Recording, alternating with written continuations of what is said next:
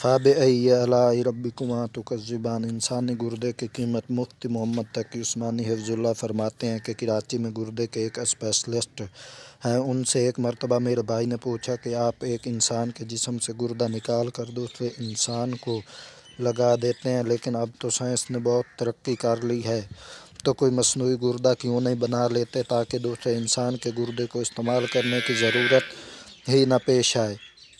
وہ ہنس کر جواب دینے لگے کہ اول تو سائنس کی اس ترقی کے باوجود مصنوعی گردہ بنانا بڑا مشکل ہے، کیونکہ اللہ تعالیٰ نے گردے کے اندر جو ایک چھلنی لگائی ہے وہ اتنی لطیف اور باریک ہے کہ ابھی تک کوئی ایسی مشین ایجاد نہیں ہوئی جو اتنی لطیف اور باریک چھلنی بنا سکے۔ اگر بالفرض ایسی مشین ایجاد ہو بھی جائے اور ایسی چھلنی بنا بھی لی جائے تو اس پر اربوں روپے خرچ ہوں گے، اور اگر اربوں روپے خرچ کر کے ایسی چھلنی بنا لی جائے تب بھی گردے کے اندر ایک ایسی ہے جو ہماری قدرت سے باہر ہے۔ وہ چیز یہ ہے کہ اللہ تعالیٰ نے گردے کے اندر ایک دماغ بنایا ہے جو فیصلہ کرتا ہے کہ اس آدمی کے جسم کو کتنا پانی کی ضرورت ہے، کتنا پانی جسم میں رکھنا ہے اور کتنا پانی باہر پھینکنا ہے۔ ہر انسان کا گردہ اس انسان کے حالات کے مطابق، اس کے جسم کے مطابق اور اس کے وزن کے مطابق یہ فیصلہ کرتا ہے کہ کتنا پانی اس کے جسم میں رہنا چاہیے اور کتنا باہر پھینکنا چاہیے، اور اس کا فیصلہ 100% درست ہوتا ہے۔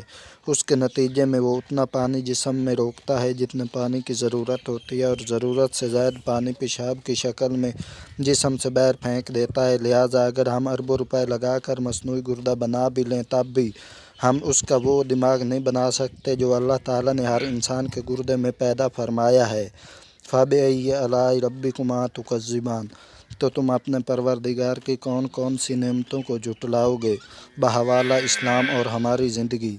نئے آنے والے ناظرین سے گزارش ہے کہ چینل کو سبسکرائب کریں اور ساتھ لگے بیل آئیکن کو ضرور دبائیں تاکہ ہر نئی آنے والی ویڈیو کا نوٹیفیکیشن آپ کو مل سکے۔